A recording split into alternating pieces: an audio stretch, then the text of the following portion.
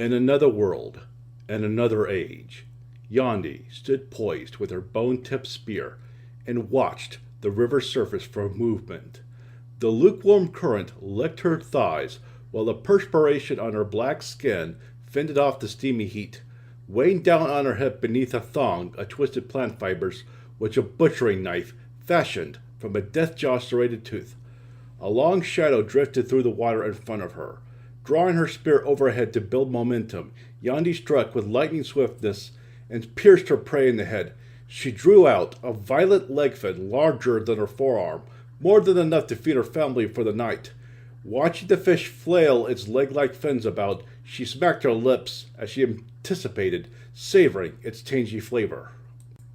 A flurry of frantic splashing centered the calm, flinging droplets of water onto Yandi's side. Her sister Benje, younger than her by 5 rainy seasons, was attacking the river surface while yelling with frustration. The tally silhouettes of Benji's intended targets all darted away from her with every desperate jab. Looking up to see what Yandi had caught, Benji pouted. "Why does the river favor you so, Yandi?" Yandi gave her sister a playful chuckle. "Because I don't attack it the way you do. Remember what our mother taught us, stay still until a fish comes to you." "That's what I've been doing, and yet the fish doesn't come to me at all. What have I done wrong?" "Nothing, Benji. You only need patience. I was that way once, remember?" Yandi closed her eyes and prayed thanks to the river for offering her its bounty, and implored it to bless her sister as well. It was only a few heartbeats later that Benji yelped with triumph. Benji had skewered a young water snapper. The squirming creature was scarcely larger than Yandi's leg fin, nowhere near as massive as its kind could grow upon reaching adulthood. It was still plump for its young age. Both sisters had eaten water snapper meat before, and knew it to taste as good as any fish. Together, the two sisters would bring back to camp more than enough river meat for the family. Yandi waited to her sister and landed a hand on her shoulder, stretching her lips into a proud beam. "It seems the river favors you too, Benji." Her heart jolted within her chest with a flat black form, as long as a man stood tall, surfaced with an eruption of foam behind her sister. A pair of green eyes with slitted pupils glared from its far end with what could have been either hunger or parental rage as it zoomed toward Benji, drawing a steep wake behind it. The great water snapper twisted its head aside and parted sharp-toothed jaws, ready to chomp down on her with crushing force. Yandi yanked her sibling out of the way. The water snapper's jaws clamped a narrow breath away from them, their closure blowing out a gust of wind that almost shoved them off their feet. Together, the two sisters jogged towards the river bank as fast as the water would allow them. Swimming faster than either woman could run, the great water snapper caught up to their rears in no time. The giant reptile opened its jaws behind Benji for a second attack. Yandi hurried to punch it in the eyes with the butt of her spear. The water snapper threw its immense head back with a guttural bellow, letting the sisters rush all the way to the water's edge. As they sprinted over the river bank's damp and sticky mud, the aggravated beast stormed out of the water after them on its sprawling legs.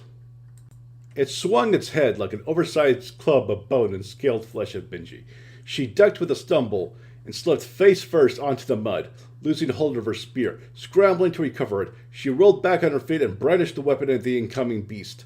The baby water snapper Benji had caught earlier flung off the spear's tip and landed one pace in front of its huge parent.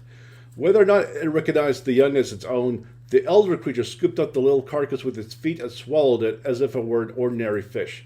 In the meantime, both women had run to a safe distance further up the water riverbank. They watched with relief as the great water snapper lurched and swam back into the river without giving further pursuit. A panting Yandi patted her sister on her back. "That was swift thinking there, Benji." Benji brushed mud off her breast with a disappointed frown. "I shame I had to give up my catch." "Don't worry about that. The river will always offer more. If only I could catch him as well as you can." "That's only because I am older and have more experience than you, sister. You'll catch up in time. It will get dark soon, so we should return to camp." Benji nodded. "And we wouldn't want to be around if that water snapper is still hungry." Yandi led her sister parallel to the river's upstream course.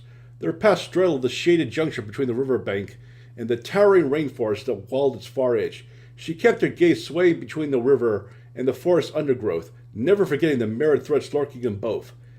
Even the sky overhead could present danger should his great skin wing swoop down to pluck either of them up its beak. Those soaring giants ruled the sky as much as the great water snappers ruled the waterways and the death jaws the deep jungle. As she trailed behind her sister, Benje still held her head low with a gaze aimed at her spear's empty tip. Yandi gave her a soft tap on the shoulder while cradling her necklace of fangs, claws, and eggshell beads in her hand. It was their late father who had strung each sister's necklace after she had earned her facial scarifications of womanhood. Their necklaces were therefore the last tangible thing the sisters had connecting them to his memory. Yandi would not lose Benji the way they had lost both their parents several rainy seasons ago. This she had sworn by Grandmother Sun and Grandfather Moon. A subtle tremor shook the earth beneath her feet with a rumble. Far beyond the jungle along the river's opposite bank, a gray stream of smoke meandered up from the summit of the eastern horizon's tallest mountain.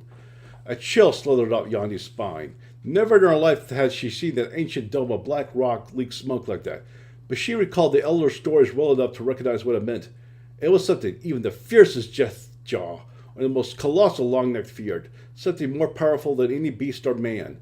After generations of slumber, old Fire Mountain was stirring once more.